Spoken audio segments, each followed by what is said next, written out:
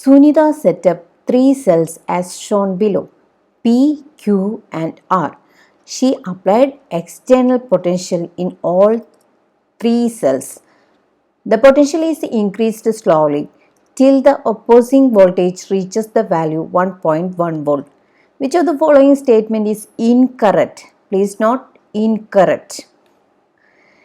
The first option, electrons flow from zinc rod to copper rod, hence current flows from copper to zinc in case P. P കേസിലാണ് ഇത് ഈ ഡയഗ്രത്തിൽ anode is zinc. So in anode oxidation takes place, Zn gives Zn2 plus 2 electron. So electrons flow from zinc, അത് correct ആണ്. Electrons flow from zinc to copper. If electrons flow from zinc to copper, current flows from copper to zinc. Reverse orderലാണ് current flow ചെയ്യുക. So this statement is correct. നമ്മളോട് ചോദിച്ചിരിക്കുന്നത് incorrect statement ആണ്. The chemical reaction takes place in case Q till the opposing voltages reaches 1.1 volt. Q എന്ന് പറയുന്ന cell ഇതാണ്. Opposing voltage 1.1 volt വരെ വരുന്നവരെ chemical reactions take place ചെയ്യുന്നു. Opposing voltage reaches 1.1 volt. ശരിയാണ്, കാരണം ഇതൊരു ഗാൽവാനിക് സെല്ലാണ്. പിന്നെ ഇവിടെ പറഞ്ഞിട്ടുണ്ട് ഓപ്പോസിങ് വോൾട്ടേജ് 1.1 വോൾട്ടാണ്. അപ്പോൾ കെമിക്കൽ റിയാക്ഷൻസ് ആണ് നടക്കുക. Chemical reaction changes to electricity production. And next is zinc is deposited at the zinc electrode and copper dissolves at the copper electrode in case P. ഇത് തെറ്റാണ്. ഈ case നമ്മൾ പറഞ്ഞതാണ് zinc Zn gives Zn2 plus 2 electron. ഇവിടെ നടക്കുന്ന reaction ഓക്സിഡേഷനാണ്. സിങ്കിന് ഓക്സിഡേഷനാണ് നടക്കുന്നത്. Zn deposit ചെയ്യല്ല ചെയ്യുന്നത്. Zn സൊല്യൂഷനിലേക്ക്, സിങ്ക് സൾഫേറ്റ് സൊല്യൂഷനിലേക്ക് Znൻ്റെ അയോൺസ് ആയിട്ട് പോവുകയാണ് ചെയ്യുന്നത്. അതായത് ഇവിടെ നടക്കുന്നത് Zn gives Zn2 plus 2 electron.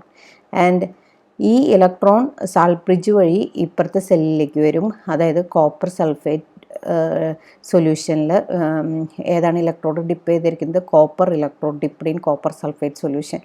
അവിടെ വന്ന് ഈ രണ്ട് ഇലക്ട്രോൺ Cu2 പ്ലസ് അയോൺസിലേക്ക് കയറും. Cu2 plus ions accept these 2 electron and copper is deposited there.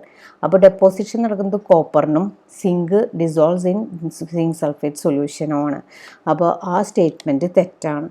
So ഇനി നെക്സ്റ്റ് കൂടി നോക്കാം. Electrons flow from copper to zinc and current flows from zinc to copper in case R. അത് ശരിയാണ്, കാരണം ഈ 6 സെല്ലിൽ സിങ്ക് കാത്തോഡാണ്, കോപ്പർ ആനോഡാണ്. എപ്പോഴും ആനോഡിൽ ഓക്സിഡേഷനാണ് നടക്കുക, അതായത് റിലീസ് ഓഫ് ഇലക്ട്രോൺസ് ആണ് നടക്കുക. കാത്തോഡിൽ ഡെപ്പോസിഷനാണ് നടക്കുക, കാത്തോഡിൽ റിഡക്ഷനാണ് നടക്കുക. അപ്പോൾ അത് ശരിയാണ്. അപ്പോൾ the correct answer is option C. 4 compounds CH3Cl, CH3Br, C2H5Br, C3H7I are represented by the letters M, N, O and P in the table below. The boiling points are also given in the table. Boiling points തന്നിട്ടുണ്ട്. ഇനി എന്താണ് കണ്ടുപിടിക്കേണ്ടതെന്ന് നോക്കാം. Which of the 4 compounds does N most likely represent? N എന്ന് പറയുന്ന compound, അതായത് 38 degree, ഇത് ഏതാണ് എന്നാണ് ചോദിച്ചിരിക്കുന്നത്. N എന്ന് പറയുന്ന കോമ്പൗണ്ട് ഏതാണ് എന്നാണ് ചോദിച്ചിരിക്കുന്നത്.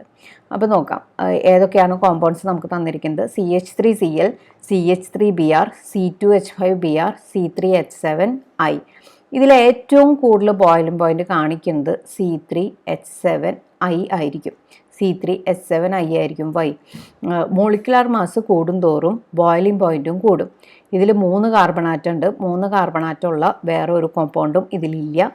പിന്നെ ആണ്, അയഡിനാണ് ചേർന്നിരിക്കുന്നത്. 7 ഹൈഡ്രജനും ഉണ്ട്. ഏറ്റവും കൂടുതൽ മോളിക്കുലാർ മാസ് C3H7I ആയിരിക്കും. അപ്പോൾ അതുകൊണ്ട് തന്നെ compound P which is having high boiling point 101.6 degree Celsius, ഇതിനായിരിക്കും ഈ കോമ്പൗണ്ട് പി എന്ന് പറയുന്നത് C3H7 ആയിരിക്കും ബോയിലിംഗ് പോയിന്റ് ഏറ്റവും കൂടുതലുള്ളത്. ആൻഡ് പിന്നെ വരുന്നത് ആരായിരിക്കും? C2H5Br. C2H5Br എന്തുകൊണ്ട്? കാരണം ബ്രോമിനാണ് പിന്നെ മോളിക്കുലർ മാസ് കൂടുതലുള്ളത് വരുന്നത്. പിന്നെ അതുപോലെ തന്നെ കാർബൺ 2 കാർബൺ ഉണ്ട്, 5 ഹൈഡ്രജൻ ഉണ്ട്. മറ്റേത് വെച്ച് കമ്പയർ ചെയ്യുമ്പോൾ മറ്റേ 2 കോമ്പൗണ്ടിലും CH3 ആണ് കിടക്കുന്നത്. അപ്പോൾ C2H5Br കാണിക്കുന്നത് ബോയിലിംഗ് പോയിന്റ് എത്രയായിരിക്കും? 38°C. അതായത് ഏറ്റവും കൂടുതൽ ബോയിലിംഗ് പോയിന്റ് കാണിക്കുന്നത് 101.6°. അത് C3H7 ആയിരിക്കും. രണ്ടാമത് കാണിക്കുന്ന ആളെയാണ് നമുക്ക് വേണ്ടത്. അതാണ് കോമ്പൗണ്ട് N.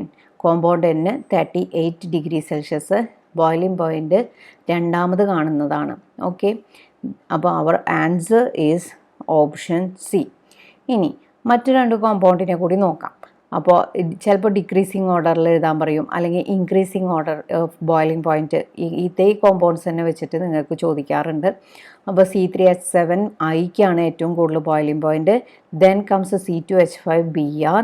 പിന്നെ ആരായിരിക്കും വരിക? 2 എണ്ണത്തിലും CH3 ഗ്രൂപ്പാണ്, ആൽക്കൈൽ ഗ്രൂപ്പ് സെയിം ആണ്. പിന്നെ ബ്രോമിനും ക്ലോറിനും ഉണ്ട്. അപ്പോൾ അങ്ങനെ നോക്കുമ്പോൾ ബ്രോമിനാണ് ഹയർ ബോയിലിംഗ് പോയിൻറ്റ് കാണിക്കുക ദാൻ CH3Cl. ക്ലോറിനേക്കാളും ഹയർ ബോയിലിംഗ് പോയിന്റ് കാണിക്കുന്നത് CH3Br ആണ്. അപ്പോൾ CH3Br എന്ന് പറയുന്ന കോമ്പൗണ്ട് ഏതായിരിക്കും?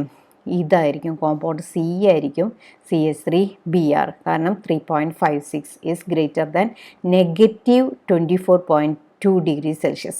അപ്പോൾ ഈ -24.2°C ആരുടെ ആയിരിക്കും? CH3Cl compound M. Compound M.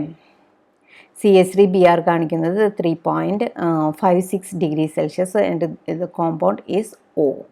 And C3H7I, the compound is P. And C2H5Br, the compound is N. അതായത് ഒറ്റൊരു പോയിൻ്റാണ് ഇവിടെ ഉള്ളത്. മോളിക്കുലാർ മാസ് ഇൻക്രീസ് ചെയ്യുമ്പോൾ ബോയിലിംഗ് പോയിന്റ് കൂടും.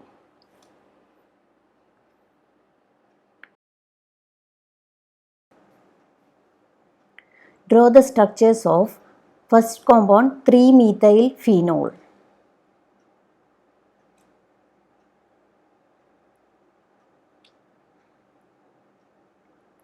മിഥൈൽ ഫീനോൾ, 3-methyl phenol എന്ന് പറയുമ്പോൾ ആദ്യം ഫീനോൾ വരയ്ക്കാം. ഫീനോൾ എന്ന് പറയുമ്പോൾ ബെൻസീനിൽ OH ഗ്രൂപ്പ് ഇട്ടു.